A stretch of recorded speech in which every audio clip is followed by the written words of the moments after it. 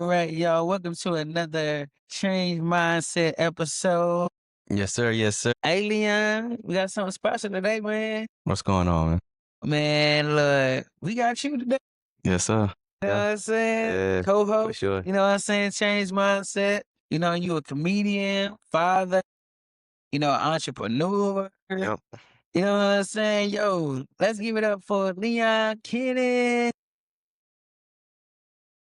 Exactly. It's crazy to be on the other side of it, man. Hey, ain't it? It's crazy to be on the other side, man. Shoot, how was your holiday? You know, Thanksgiving just passed. Thanksgiving was good, man. I can't complain. I'm thankful for a lot. Through a lot this past year. Been crazy for me.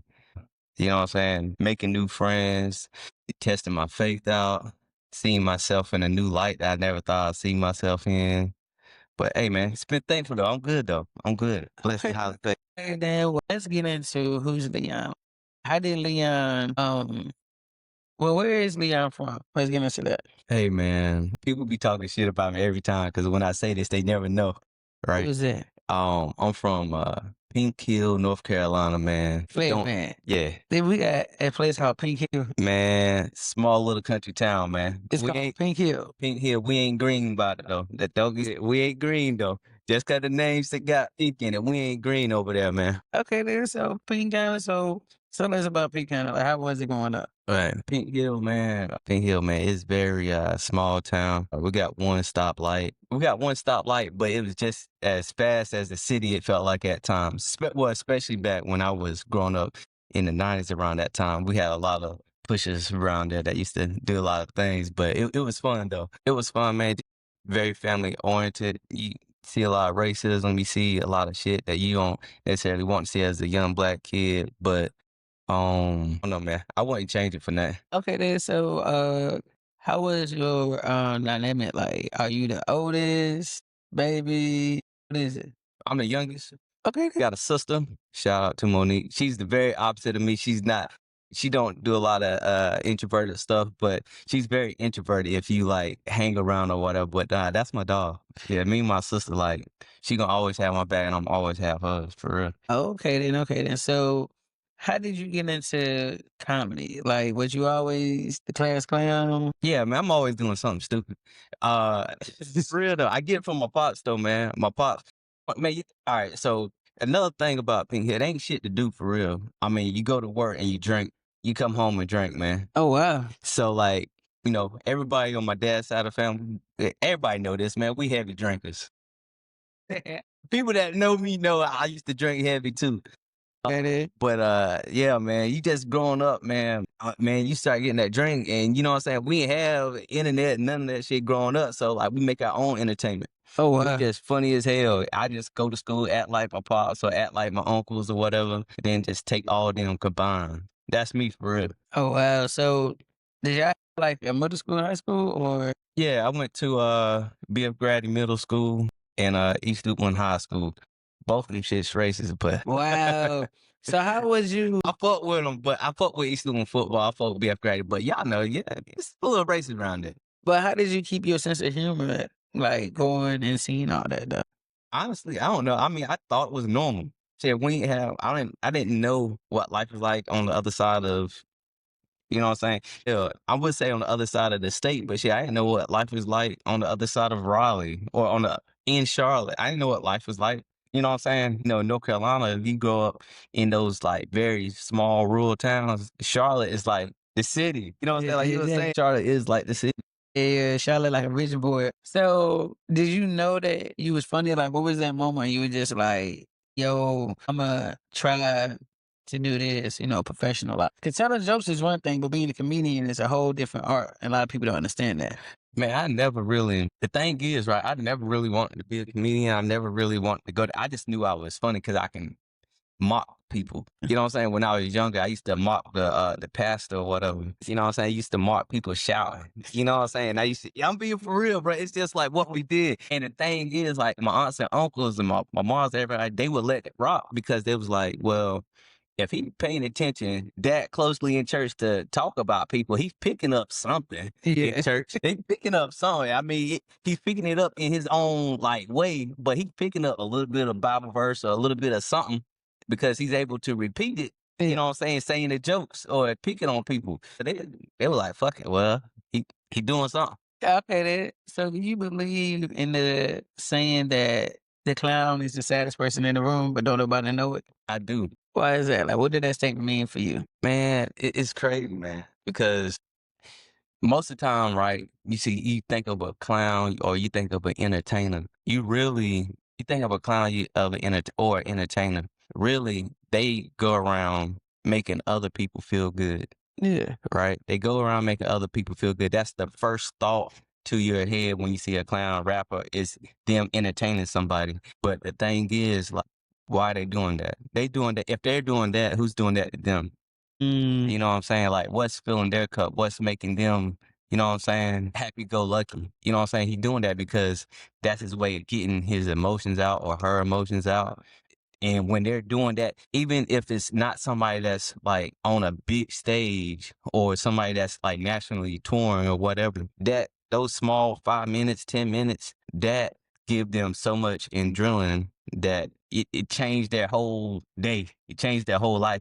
Like something bad. That's why comedians can just hear some bad news. Like I think we had Don out here. He was saying that somebody had just died and he had to go on stage and perform. But that little bit of time when he's on the stage and he making everybody else feel good, hearing them laugh made him feel good. yeah. You know what I'm saying? And shit, we all got those moments. You know what I'm saying? You a comedian, I'm a comedian. Like life ain't, I don't know, life ain't fun. I mean, it's fun, but life ain't happy. If you look around, people dying every day, the shit that goes on in the world, life is very depressing. Yeah. So when did Like you if you really look at it, Yeah. and it's more depressing now that we can see it on our phone, but I knew that at a young age, life was depressing. So what would you say, right? What is the difference from back then making jokes than making jokes now? Man, making jokes when I first got started and making jokes now. I mean, because I'm still like, I ain't gonna say I'm old in the game of I'm old in the game of making people laugh. Now I'm saying not necessarily being a comedian, but I've been making people laugh. So what I compare then when I was, little and just saying little jokes and make people laugh, talking about the pastor and talking about people at church, Yeah. to now, man, I understand life a little bit better. And, what's crazy is the phrase, it is what it is. Hey, man, it is what it is. Life is what it is. And it's up to you to change. It's up to you to look at it differently. But it's still going to be what it's going to be. It's up to you to just change your perspective on it. What would you think? Well, what would you say for like? I'm gonna put it like this: what is something that people really don't understand about comedians? The false narrative that everybody put on there. Because sometimes people see comedians as bully. You know what I'm saying? They want Yeah. to pick in and all this and that, and the third. But what would you want people to understand what a comedian really is? Man, what a comedian really is, man, is somebody that take some of that pressure off. You know what I'm saying? Just not even, have you ever been reading a book or looked at a movie and they have like that comic relief? That's what comedians are. Okay then. Relief. Okay then. You know what I'm saying? Like you have like these horror movies or you have like these rom-coms, like I guess that whatever the case may be, and they have like the little small nuances of ha ha ha, let's Yeah. breathe. Like life can always be harder. It's that breath of fresh air. You know what I'm saying? It's like we are that breath of fresh air. We are that time where your life was going bad. Everybody can relate to this moment. Like where your life is going bad, and then you get that small glimpse of like a job come up. It might not be the best job, or you made a good grade on a class that you was already about to flunk out, and so now you're able to stay in the class a little bit longer. Like we are that part. Okay then. We might not be the problem solver, but we are that part to make you like, I can reset. You know what I'm saying? We reset life. We reset your day. That's what we Okay. are. So did you go to college at the high school? Yeah, man. I went to college after high school. Really, it it was by the grace of God. It was about nah, for real though, because I was gonna go into the Marines. Sure. Yeah, thank God my sister kind of talked me out of that. Was you training for it too? Nah, I wasn't necessarily trained, but I was fresh out of high school football. I was gonna go at 18, but the mental state I was in then Well, I've been in the same asylum somewhere. Like for real. Oh, It's wow. gonna be then like crazy times. The US was fighting everybody, man. It was gonna be crazy. But now I wound up going to Elizabeth City State University. Shout out to Elizabeth City Viking Pride. You know what I'm saying? Okay then. I wound up going there. The only reason I went there for real, cause like my sister had she's a Delta. Shout out to DX. She's a Delta, and she went to Elizabeth City as well. And her line sisters was working in like administration and stuff like that. And she was like, he can apply here. We can get him in, but he got to go down there today. Like come down there today. And it was like a 4.5, 5 hour drive to get down there. It was on a Saturday. I had to do that, and then at the time they had like a testing thing. I was a bad kid. I had bad grades, and you know what I'm saying. I ain't gonna say I was a bad kid. I just didn't care about school. Okay then. I didn't care about school because like Why is it? I didn't care about school because I saw like school. I saw school really. It ain't nothing but a big networking tool. You don't Sure. got to be Einstein of your class. As long as sometimes you ain't even got to graduate for real. But so my mom went to college, my pops didn't. But my pops was making at the time just as much money as my mom's with a degree. Wow. And so I was looking at it, I was like, damn, like, won't we just like, so I used to, because like some situations when I was growing up, we was put in a situation where we didn't have a lot of money and my dad had to work like overtime. My mom had lost a job and stuff like that. And so I would just try to go on like monster jobs. You remember monster jobs? Yeah, I remember my I go on monster jobs and I'd just be like looking up jobs that I think my mama can apply for. And I was just looking at the money sign. Like I was just looking at how much money you got. Cause I was able, obviously I was able to read and I was like, it just said you needed a degree. I ain't know what type of degree my mama had. Right. I was just going by like what I see, Yeah. like you need a degree. And I was going by like that, how much that salary number, man. I was Exactly. going by like I knew money, I knew Yeah. salary at an early age, man. I knew salary at an early age, and I Okay. was like, it's some bullshit. Like I can go apply to. There's only a handful of jobs that you can't just apply to, and that they don't give you some type of training on it. And I'm sure even doctors Yeah. they get some type of training when they go from different hospitals or whatever. They can't teach you like the intangibles of Yeah. like, if something going on in your brain. Like, you know what I'm saying? If a project manager or a, I don't know, the assistant of the mayor, Of course. there's still some type of training that they have to give you. This is the way I like my book set up, or Yeah. this is how I like to be alerted of notifications and stuff like that. I'm like, shit, I like this shit ain't up but train. They have to train you. Of course. So I was like, shit, try everything. So how was like going to school? Like, did you do comedy again? Man, I ain't do no comedy. Man. Nah, for real, I ain't do no comedy in college. Honestly, people know me to be Angry Billy. Wait a minute. How you turn from class clown to Angry Billy? Man, I was mad. I was Man, mad. I was mad, bro. you just the college. Man, I was just always angry. Like I was always angry. I didn't want to be in Elizabeth City. I didn't want to go to school anyway. Only thing I wanted was to make money, and the only thing I wanted before that is to play football. Right? Okay then. I wasn't getting our football coaches at East Oakland still to this day. They don't necessarily try to push kids out to go to college. They use you while you are there.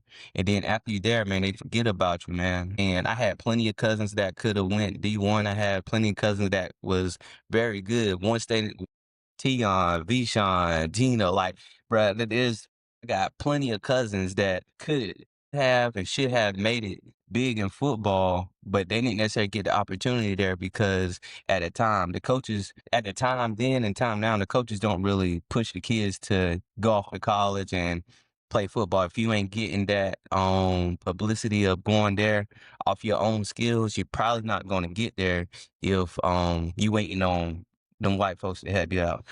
Did you play football in college? Yeah. Well, how was that? Man, it was crazy, man. And honestly though, honestly, right? So And what was the discipline before, like from high school to college? that's the thing, right? I'm about to talk. So honestly though, right? I wanted to play football in college, right? I had a couple of offers. I had one in Utica, like they were small colleges in New York, just like a lot of NAIAs and small D2s and D. I didn't want to go to New York because even then when I went to looked at it, they said I would still have to pay out of pocket because they only carried merit-based scholarships, which you had to get off your grades, and we already know I ain't had good grades. So I was like, yeah, that shit out the window. On Coach Bridgewater, College of Bridgewater, them too, same thing, merit-based. All of them was out of state. I would have had to pay out of state tuition, and I would have had to get majority of my scholarship on grades, and that wouldn't happen. So my sister knew the coach, and I wound up at Elizabeth City, and so I wound up walking on there. And after I walked on, bro, it was like, all right, well, I really just wanted to prove a point. Like Yeah. after I got on the team, I was like, I really just want to prove a point to like people back home. You can do it. If Yeah. you really wanted to, you could do it. Yeah. You know what I'm saying? But is it gonna be what you love? At that time, kind of fell out of love with football, and the only thing that would drive me really at that young age, man, and still now to a certain extent, is that they try to put what they think I can do. That's Mhm. what really drives me. And so after I walked on to the team, I was like, all right, well, I see what this is about. Yeah. I'm cool. But when you go to What position you play? corner, Okay, then. Okay, then. whenever you go to college though, that discipline is a whole lot. It's a lot, bro. I'm telling you, it's like a job, bro. It's like a job. Like waking up at 4 o'clock doing morning workouts, and then you eat, and then after you eat, you still got to do afternoon workouts, and then you got to lift weights. It's like you got practice 3 times a day. You got like team meetings. Like it was just a lot, bro. And I was Mm. like, I'm from a small town. I ain't gonna lie. I'm trying to, you know what they say in Coming to America? What? Spread his royal oats. Listen here, man. I was doing what I had to do, man. You telling me if you go into the Ferrari parking lot and they said, look, I'm turning my head, you can test drive all these cars. And guess what? I was tempted. Nah, really? Yeah, for real, man. It was crazy, man. And I wasn't even the freshest nigga in college. Niggas knew me because I used to wear, Hey. man, I used to wear Tim's. I used to wear Tim's, jeans, and a plain tee and a fitted hat. Hey, I was just told last night that, and I think it's true. Tell me how you feel about that. The most cat you can get will be in high school and in college. You damn right. Yeah. Hell yeah. They said once you get into the real world, them grown women, they take a little bit more. Man, listen. Just It depends on, man. It depends on, man, because I settled down. I settled down early, and I was 28, 29 when I got married. So oh, okay then. yeah, but it's crazy though, because man, that shit do slow you down. That So shit slow you down because shit. Now you dealing with the real world. You got to make your own money. Like the problems really start to stack. You had your little time, but the yeah. problems will start to stack. If you on your own, ain't staying with your people or nothing. Shit, you gonna have to choose pussy or money. So where did comedy come in at? So you went to college. Wait a minute, you also Q dogs. What made you? Yeah, for sure. I don't know if everybody know her, but what made you play this? Man, I always been attracted to, what I'm saying, doing hard things. Okay then. Like the challenge. I always been attracted to a challenge. Right? Mhm. Just like how I was going to go to Marines. Yeah. People say you can't do it. It's hard. I only knew one Marine. That was my Uncle Greg. Okay. And I didn't really see him that much because he stayed in Florida. So, and he used to have like, sometimes he used to come back, he had broke ribs, he went on tour and shit. And he used to tell me, bro, I really did look up to that. You know what I'm saying? My uncle, I had plenty of uncles that went to the Army, but I only knew one Marine. I was like, dang, that got to be hard. You don't see a lot of them. Yeah. So boom, I was like, man, I might go to the Marines. Thank God I didn't, but I was gonna go to the Marines. But when I got into Elizabeth City, two things that drew me to that. One was the character. Honestly, at that time, I was young, impressionable, or whatever. Yeah. But they reminded me of back home. You know what I'm saying? I saw a lot of them was country.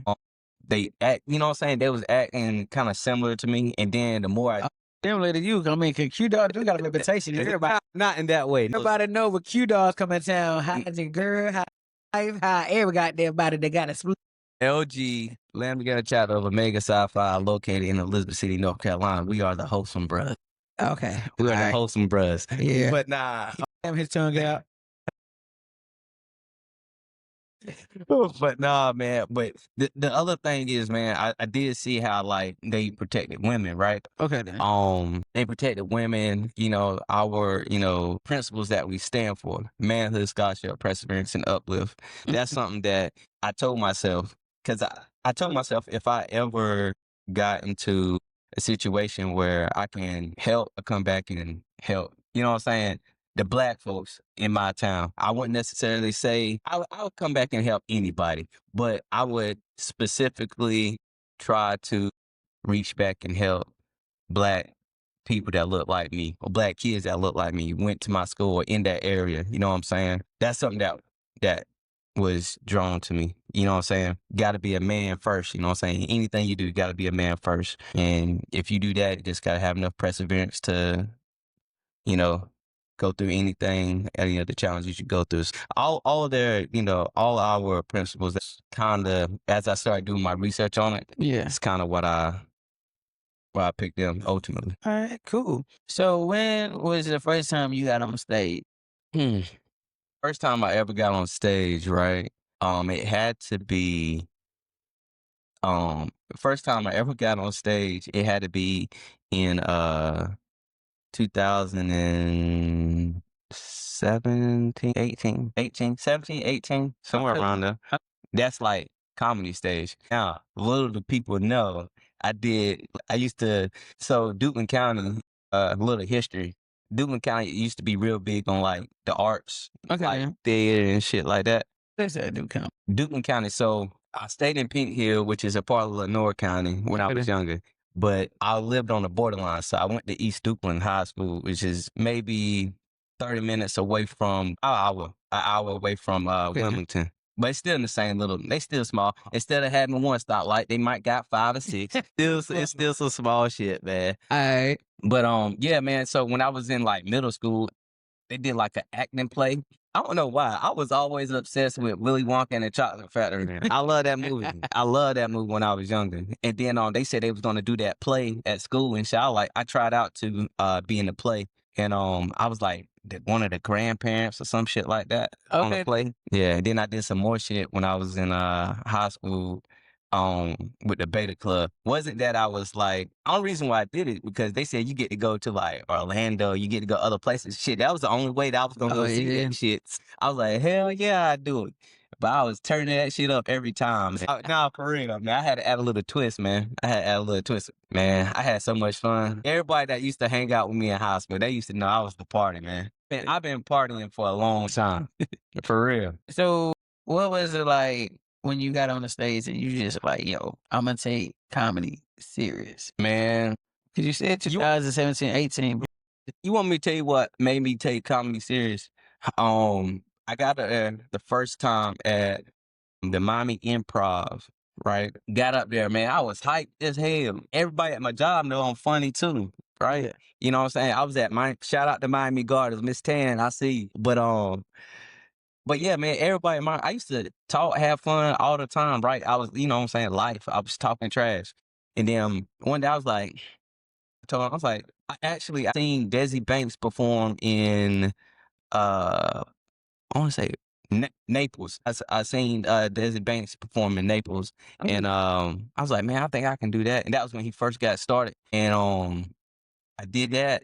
And then after I did that shit, it was around my birthday. I told everybody like I'm gonna get on stage. I'm gonna get on stage. And my first time performing was in front of 300 people. I invited all my coworkers because I at that time I was like, fuck it. I knew I'm gonna kill this shit. Yeah. I'm funny, nigga. Yeah. You know what I'm saying? I got up there, man.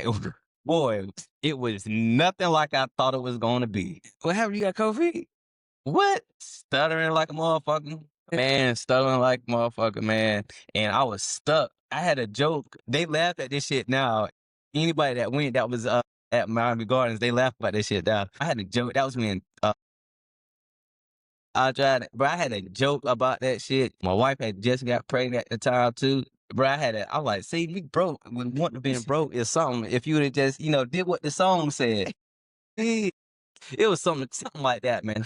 That was a completely made up joke, but it was something like that whenever I started, and I got stuck on that part, and I just kept repeating the song. So maybe, and I didn't Yeah. keep going with the rest of the joke. Uh-huh. And so I repeated that shit like 10 times. I thought I was a rapper. You know what I'm saying?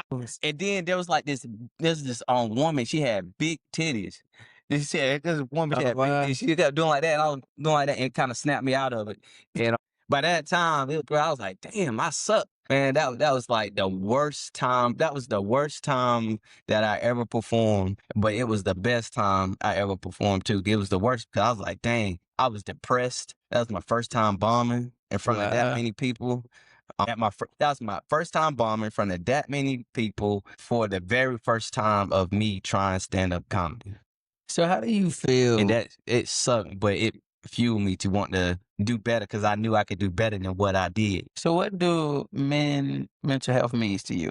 And the reason why I say that is, like in the day it was not aware. Well, it's still not, but it's more aware than it is a few years ago. But what do like you say you was angry Billy in school, Yeah. and then you say you was depressed with that. But what do mental health means to you? I don't know, man. Men's mental health, man. You got to heal that little boy inside of you. Mm. For real. Because I haven't, the thing about the whole Angry Billy and all that shit, man, that shit just didn't start with Angry Billy. You know what I'm saying? Like, I was mad as hell, Leon in the house back in, you know what I'm saying, in Pink Hill and Duke County. Just motherfuckers didn't see it. You know what I'm saying? Like, I was drinking at a young age. Bro, I was started drinking when I was like 5th grade. Fifth grade, you Yeah. gotta be like 10 or 9 years old. Yeah, I started drinking beer. Me and my cousin Linwood, we started drinking liquor when we was like 6th, 7th grade. Damn, what kind of problems y'all had in 6th, 7th grade? Not even that we had problems. It was just that it was the norm. We was having fun. But like, not the norm for like kids to drink, but like our parents and everything. It was normal. We was bro. It was really like you get off the school bus. All of my dad got 7 brothers and sisters. All of them, we all at the light. We the life of the party. Okay, now. And so during that time, get off the school bus, they all stay on the same road. We go to my granddad's house and we put something on the grill. Everybody drinking. Everybody from different streets come to our house because we playing cards. We got liquor house. Like, you know Yeah, what I'm saying? spot. Everybody that we was a spot, right? And so it was just normal. And then you throw in those couple of rough recessions or whatever. That was back when your house can get put in the news. I don't even know if they do that shit anymore now. Mm. Like if you about to go on a foreclosure, right? Yeah. Your house will get put in the newspaper. Damn. Exactly. But back then, Yeah. the newspaper was just as looked at as the internet. Exactly. And so, like, you know what I'm saying? Like I said earlier, like I was very aware of like money, of like how much money rules the world, how much money you need at an early age, and I was aware of how much we didn't have. So was you depressed the lack of not having? Whenever, yeah, I guess you can say that. I was depressed at the lack of not having, not being able to do more. You know what I'm saying? Being stuck in this small little town. Like I ain't want to. Yeah, I knew I wasn't gonna stay in Pink Hill at an early age, bro. Okay then. At an early age, my pops. You know what's crazy is like I love my pops now, but we ain't necessarily had the best relationship growing up. But I love my pops then. I love him now. You only get one, so. But at the time, right, he used to always be like, "All right, yeah." Whenever I was like. Probably when I turned like 12 or 13, he was like, all right, you got 6 more years. What you gonna do when what you gonna do when you turn 18? Yeah. Like, he would give me my eviction papers, Yeah. like, before I even knew what eviction papers was. Like, Hey, yeah.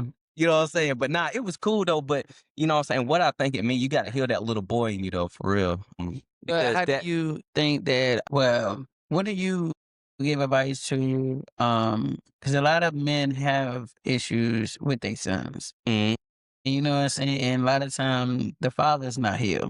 yeah. You know what I'm saying? But how would you tell the little boy that it's not you? Your dad got his own demons that he ain't fixed out. Man, yeah, I don't know. I don't know that that's hard because, I ain't got no son now, right?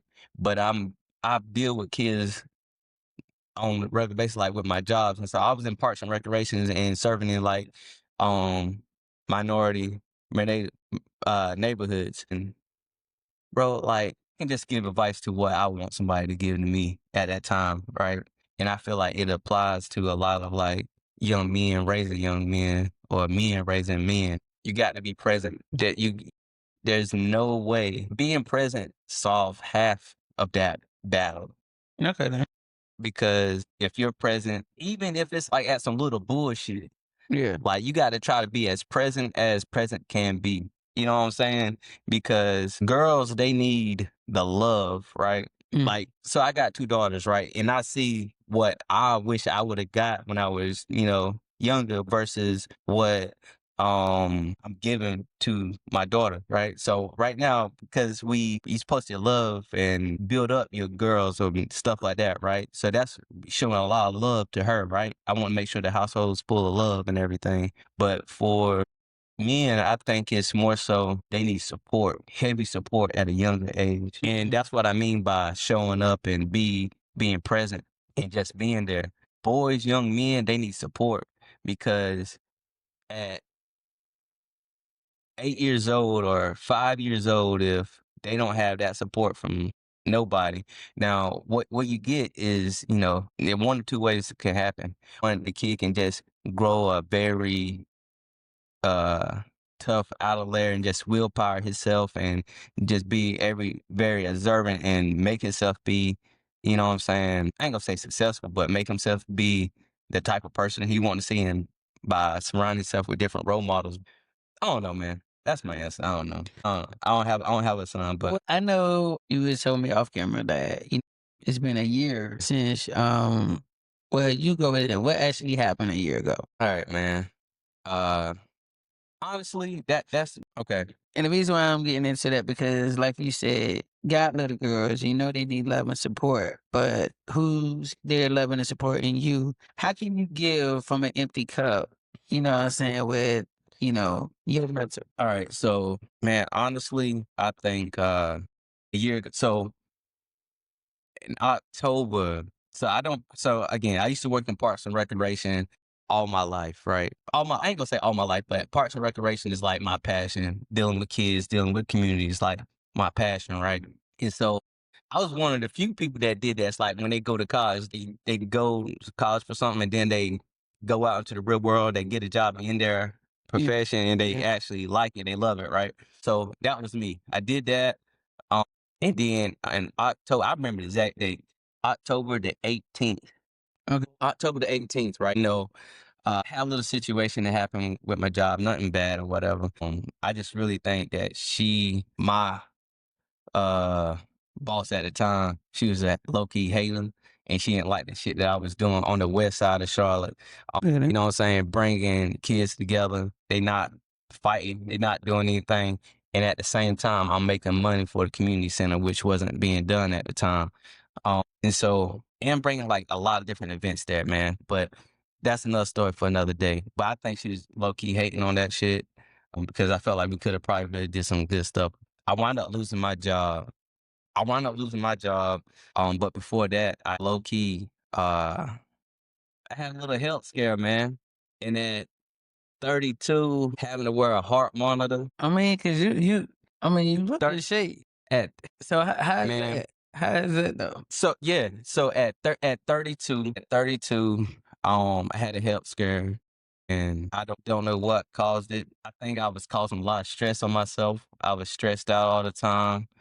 Not what I'm saying, not really. I was taking care of myself, but not taking care of myself. So what caused you to stress though? Always been aware of like finances. I always been a person of like goals, and I just I wasn't hitting my goals like I wanted to, and I was getting stressed out from the job low key because low key my boss was already on my back, and so I was like, I can't win for losing. With my boss at the time, I couldn't win for losing. She'd say I had to do something, I do that, and then she'd move the goalposts every time. And then when something that I love so much got taken away from me, and I was pulling like 80 hours on Like I was pulling 80 hours at a community center. Now, community center don't stay open 24/7, so you got to figure out what that meant. I was there from the beginning of the shift to the end, trying to make sure the center functioned properly and show like staff like how we want stuff run and stuff like that. But and then when you work so much, I was a workaholic. When you work so much, stuff happens where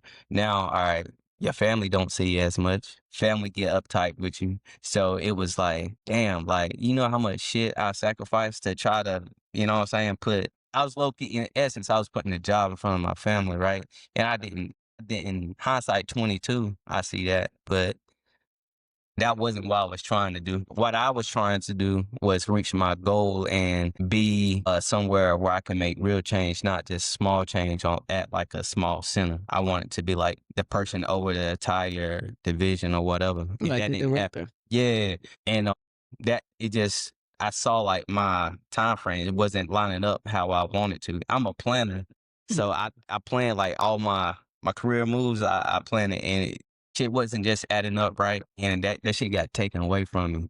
And at Mhm. that point, I was like, I would never give any job the pleasure of knowing that we short hands today. Oh, let's call Leon. He'll do it. You know what I'm saying? So at that point, man, it was really like, I ain't gonna say fuck the 9 to 5. But it's not that I got 9 to 5 now, but it's just, realizing my worth. At that point, I realized my worth. Okay then.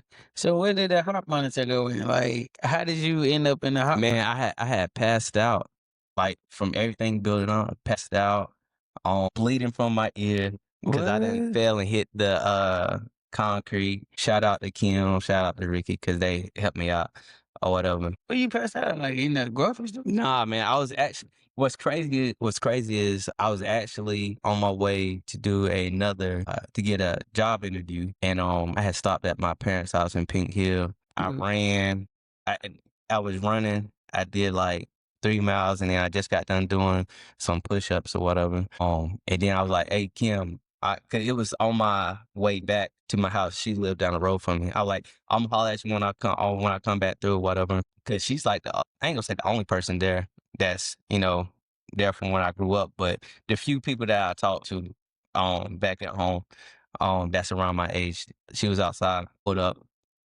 walked back down to her house or whatever, because it's literally walking distance. Right, we were just sitting there. Before you know it, my cousin Ricky came over there and he's like, "Hey, what up?" Next thing I'm like, "Man, I'm getting hot." Started sweating. I went to go sit down, and that was the last thing I remember. Like I said, I was started sweating, and I Yeah. went to go sit down. And it's hot outside. Yeah. It's not hot outside. It's cold outside right now. Oh wow. And so, Yeah, you said I told you yeah. small. And so I wound up passing out. Wound Wow. up passing out, man. It was so crazy. And at that time, I didn't tell my mama that I passed out because she was gonna freak out. But I had my daughter at my mom's house. It was just me, my mom, my daughter, or whatever. Wow. So did you have a heart attack or something? Yeah, something similar to that. Yeah, yeah, something similar to that. And I don't know, man. It was just so crazy. I think about this all the time because I had took a picture. It was time for my daughter to take a nap. I had took a picture of me and my daughter laying down in bed because I was like, dang, if this the last time, Yeah. I want my daughter to see Yeah. a picture of us like laying down and she on Exactly. my chest or whatever. That was the craziest time ever. So Nah, man. I woke up and I was like, okay, that was scary. you just took it light. Yeah, I woke up and was like, that was scary, but I was still having like chest pains and stuff like that, right? Yeah. So I wake up the next day. I went to go do the interview. What? Yeah, hell yeah, man. Hell You yeah. go to the hospital that night? Nah, man. It was like a week and a half. So you wait a week and a half passed out. Yeah. Wow. It was like a So week and a half, and then I kept getting like chest pains. Yeah, I kept getting chest pains. It was hurting, and so and I didn't even tell my wife at the time. I was like, all right, well, I gotta tell somebody. So somebody, if I do yeah. pass out again, somebody know like this happened before Yeah. they can tell the doctors whatever. And I'm stubborn too. I don't do no medicine. I don't do doctors like that for Yeah. real. Even though black men, we should. I'm stereotype. I don't really go to the But doctor. but do you go to the doctor now? Like what what is the steps for you to not have that episode again? You know what I'm saying? If you can prevent it, you know what I'm saying? I mean, Because stress come every day. I mean, we in the world of America. honestly, now when it comes to anything dealing with my heart, my body, man, if I feel like you got a little bit of pain, man, I've been paying insurance and getting the best insurance for so Yeah. long because I don't know what can happen. You know what I'm saying? I don't know what can happen in the world, and you don't want to be stuck with this highest deductible. You know what I'm saying? That's how you know motherfuckers be out here in the real world. That highest deductible, the PPO, like niggas. I know that type of language now. But nah, man, it was I was after that happened, I was like, damn, I got to start using this shit because I paid this money for it. Okay, so how long was you on a heart monitor? I was on a heart monitor for 2.5 months. I had Okay. a heart monitor, I had to do a stress test, I had to do a CAT scan. I had to do a lot of shit, man. I was like, damn, I'm doing all this shit. This is for shit. This is for motherfuckers that's, you know what I'm saying? Fuck be in hospice. Here I am at 32. So how do you take your health serious now after that? Because you do got, two daughters now. So how do, what happened last year? How do you take it on like this year? Like, yo, I gotta make sure Leon right for I can be here for, my baby. Yeah, man. It's really hard. For real. So did you come up with an outlet? Did you start diving back into comedy? Actually, you know what? After that happened, right? Because I had lost my job. So now I lost. Let's think about this, right? Okay. So I went from, putting on all these great events for the community at West Charlotte, um, to losing my job. And I ain't have a job for a year. So from losing my job to for somebody that's been working since he was like 9, 10. You know what I'm saying? I had a job, worked on a farm when I was younger with Mr. Maxwell. Yeah, niggas don't know who that is, but people I, people back home, it's some farming shit. I was working with a dude that on his farm. So I was working on a farm with him. And then I went from there when I was in high school, I started working at Gifford East, which is like a textile plant. yeah. And then from there, I worked in a pickle plant. Man, So do you think it was God sounding like for you to sit down? And the reason why I say that is maybe because why do you think the stereo of black men don't take their health serious? we don't got time. But y'all be in the gym. We ain't got time. You know why we in the gym? But what I'm saying You is, know what? Gym. why y'all in the gym? When a black man, Y'all I'm most being, fit people now. that's cool. When a black man get in the gym, that's our therapy. That's our peace. That's our anger relief. That's our woosah for the day. Like that's the one thing that keep us going to the next day. Yeah. You know what I'm saying? Yeah. You know what I'm saying? Being in fighting trim. That's just not like muscles. It's like with the mental too. Like, all right, that gives me that whenever we don't have no more fuckets to give, I go to the gym because I got to build more fuckets to give. Get what I'm saying? Like I'm lifting that weight. All right, fuck it. You know what I'm saying? That every fuck it might be a light fuck it might be a heavy fuck it. Like, whenever I do those curls, like, all right, that's some light shit. You know what I'm saying? It's really, I'm just getting a small little pump or whatever. But being in the gym, like, whenever you get that dumbbell bar, you put that weight on your chest, right? Yeah. Those be those heavy fuckets. Or whenever you squat and three and some change, those be those heavy fuckets. Yeah. But that's why we go to the gym. We go to the gym not because we want to necessarily be cut up and look good. No, that shit is therapy. That shit is our fuckets to give, bruh. Like that's what you know what? That would be what I suggest. All men, if you want to, build yourself or, you know, give your mental a break or you want that mental solitude or you want to build that mental toughness, man, go to the fucking gym because that's where you build your buckets. I'm telling you, that's where you build your fuss. But this way, like you said, you're a financial guy, right? Yeah. So what's the point of paying a high deductible if the gym is $32 is helping all your problems? And the reason why I'm saying this, all right, as, not as a black man, but black men, right, who paying every paycheck this insurance. Why you not getting checked? Why something serious gotta happen and you can prevent that? I get what you're saying, like going to the gym, mental and all that. Yeah. But Dr. Z can say, hey, Leon, something not right. Why I gotta be, something going on? And then guess what? It's too late. You know what I'm saying? Like, why as you know, black men is throwing away money. You Yeah, know for what I'm sure. saying? Throwing away money. The girl, she getting checked up even if it's just a cough. Yeah. But you got a cough of blood and you've been paying this insurance for years and never used it. I think it's I hate to say that, but I think it's a stereotypical thing or a black thing or whatever the case may be. Because you know, most of the time people think going to the hospital means like, oh, you about to spend a lot of money. Yeah. You know what I'm saying?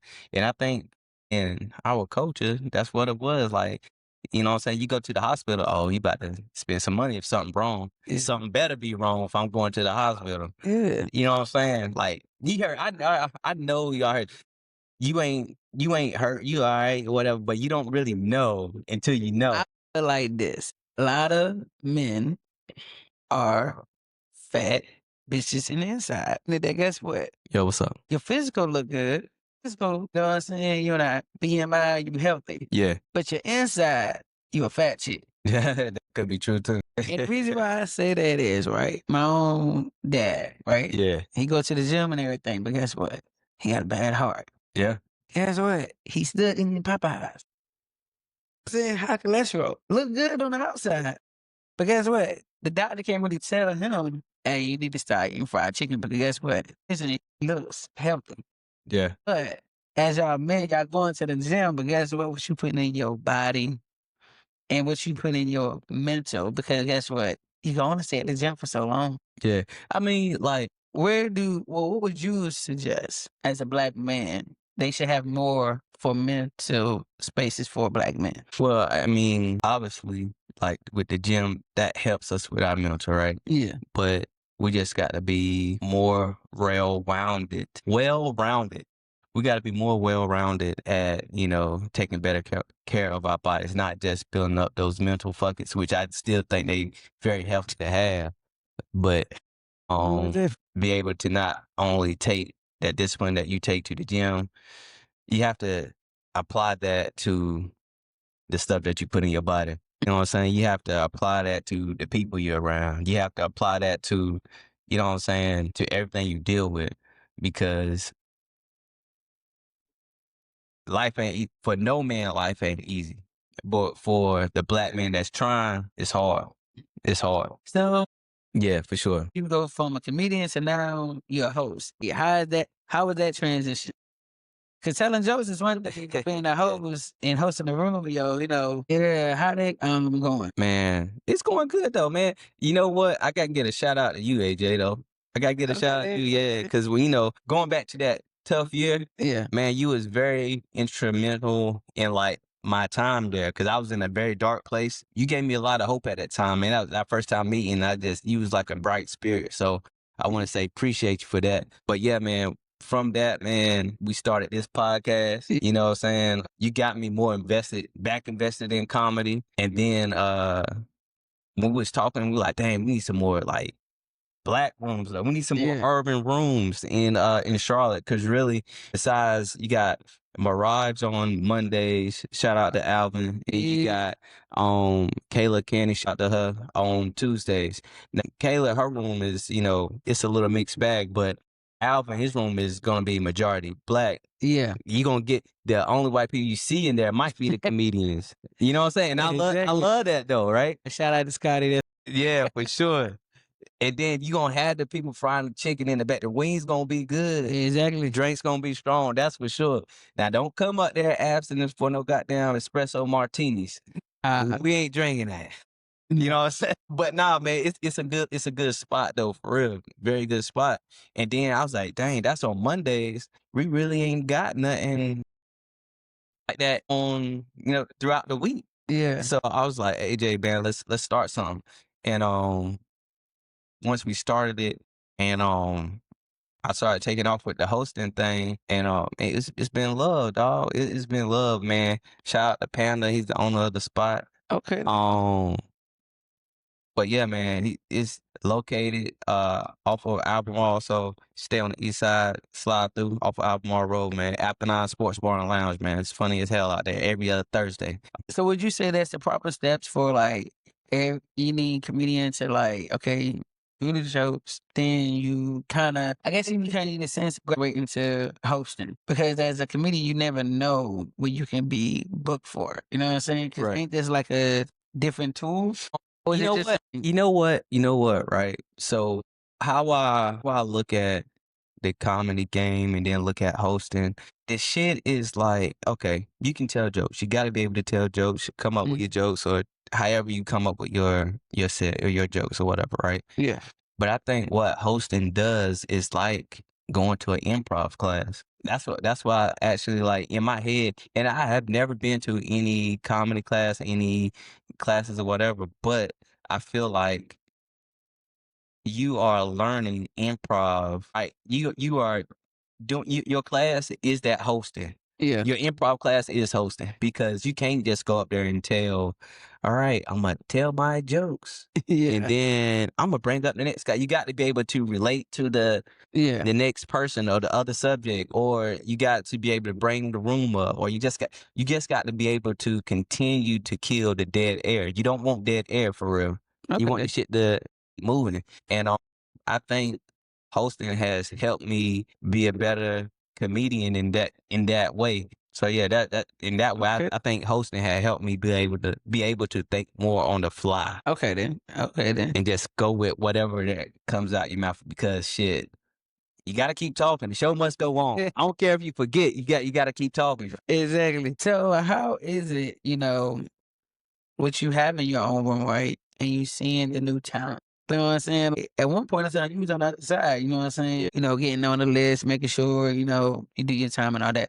How do you feel about the young comedians that's coming up in Charlotte? Yeah. I would say honestly, the comedy in Charlotte and the comedians that's in Charlotte, man, they all honestly they are all actually pretty funny. They Okay. they're pretty. Everybody's pretty funny. But what I think is they got to find like we got me included. Like we all got to find our. You know what I'm saying? I not necessarily niche, but our niche. Like it's gonna be everybody can't kill everybody crowd. You know what I'm saying? The goal is to be able to walk in any room and kill at any room. But if the odds ain't in your favor, the odds ain't in your favor. I'm just being realistic about the situation. I'm a realist. So I just call it how I see it. That's how I see it. Play to your odds, man. You don't need one win. You don't need win, dog. And then just chase the win. As much as you chase the wins, chase the failures too. But the failures gonna help you out better when you getting that win. So how is it that to be Ryan Davis is Concord in Concord Connect? Yeah. Yeah. So how is it to have somebody come from, Charlotte, Mecklenburg area? Like how is that, for the young comedians to see, hey, Ryan Davis can do it, you know what I'm saying? Can I do it?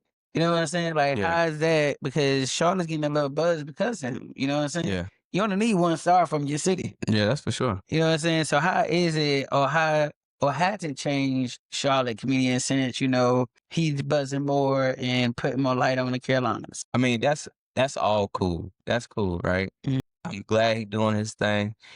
I can't say he's been like I can't say for me, right? He hasn't like I didn't grow up seeing him. I started doing comedy when I was in Florida, right? Yeah. And so it's, Florida's different from Florida comedy scene is different from the comedy scene here in Charlotte, Hmm. right? So we don't have as many, I guess you can say, stars in comics, but you don't see them come around as much. I think I seen him. He was at. I seen a couple of comics come around a little bit, but they don't necessarily come up to you and try to help you out or come up and what I'm saying, hey, good set or whatever. Well, if they did, maybe I won't there because again, since I've been hosting, I ain't necessarily been on the comedy scene, open mic scene like that. Yeah. But I will say I don't necessarily see a lot of people helping a lot of people here. So would you say that the scene is switching up in Charlotte? Yeah, I will say because of Ryan Davis, Burpee, T Springs, all them doing their thing, it is like definitely good for the comedy scene though, because if you creating a little bit of buzz, Yeah. you know what I'm saying? You create a little bit of buzz, they're like, all right, who's this? You know what I'm saying? Yeah. Maybe people, you know what I'm saying, that causes people to look and see, all right, who else is funny in Charlotte. So I definitely appreciate them for that. Hopefully one day we can bring some of them on the podcast, but that'd be dope. Yeah. So, and Ryan, you did get your start at the Omega House. I am a Q. So, you know what I'm saying? I just joking, man. But not for real, man. And you did your show on Al Sadiq Oh YouTube channel. yeah, He's the bros too, man. That's yeah. all I'm saying. He's the bros too, man. So what's up next for Leonardo? You know what I'm saying? Man. I got a podcast, got the hosting. You know what I'm saying? So what's next for Leonardo? Next for me, man. I'm working with Ray Fool Okay, then shout and out to Ray Food. Julio Hennessy. Julio. We Gotta get Julio in too. Yeah, we're trying to put together something and shine some more light on urban comedy, man. Okay then, okay. Cause how I feel, right? This is how I feel. Just like how the reason why HBCUs came into existence, Mm-hmm. because we weren't allowed to do like the white comedy scenes, or there was only white comedy scenes. Yeah. I think it's time for Charlotte to have like some, a black comedy scene, urban comedy scene. We don't got that. Mm. And so I think we got enough people uh that can create that.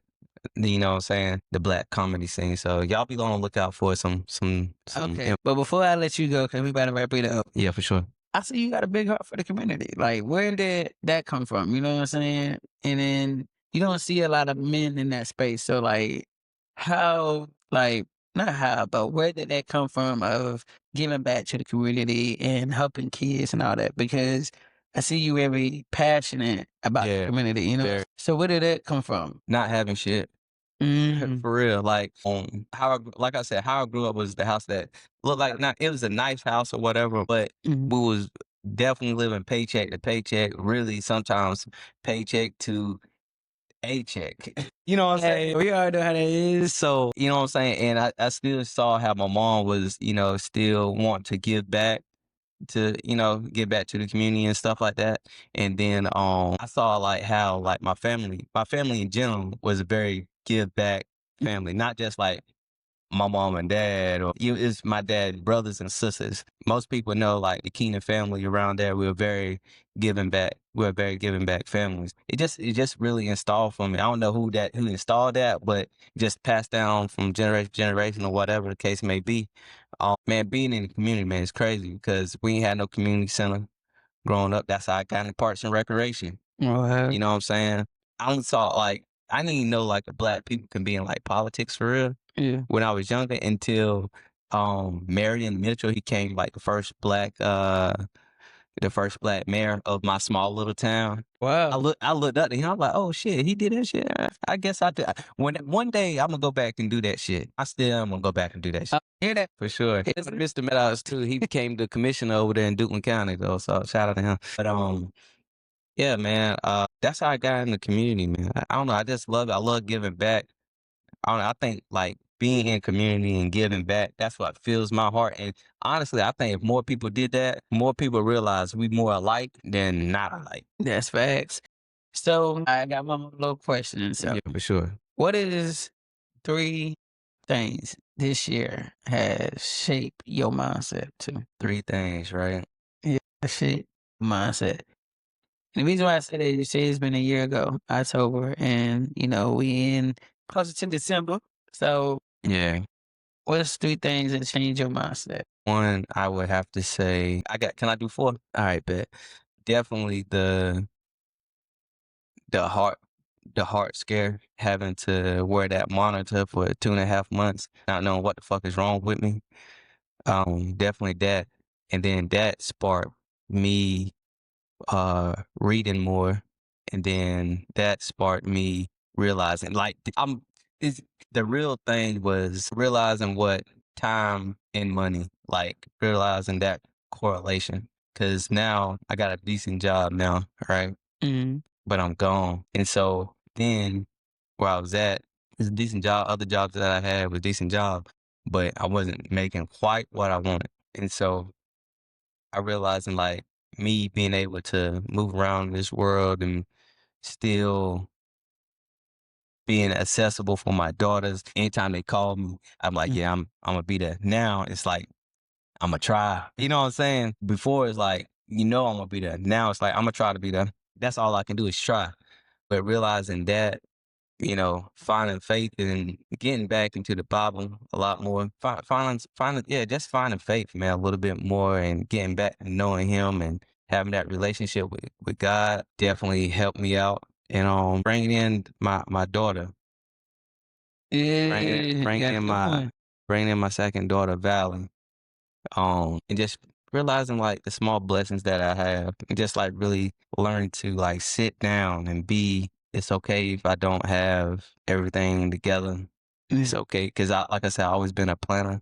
But realizing like you going so fast that you missing the day. Not yeah, even, and it's okay if you miss sometimes. But I'm going so fast where I'm not like my day's not necessarily ending. Like I'm missing everything. And then that's where like I had to realize like my time and to make time. Like yeah, you know what I'm saying? Like there's nothing wrong with hustling and everything, but I didn't necessarily realize like, man, it was crazy. So I really the whole thing I realized, and I'm just now realizing this now. Time, the correlation with time, money, and making time and not, I mean, time, money, and your worth, like my self worth, my own self worth. yeah. I realized that throughout this whole year, like my whole life, and and it's crazy because I think I talked with you about it. That God gonna keep giving you that same test until you pass it.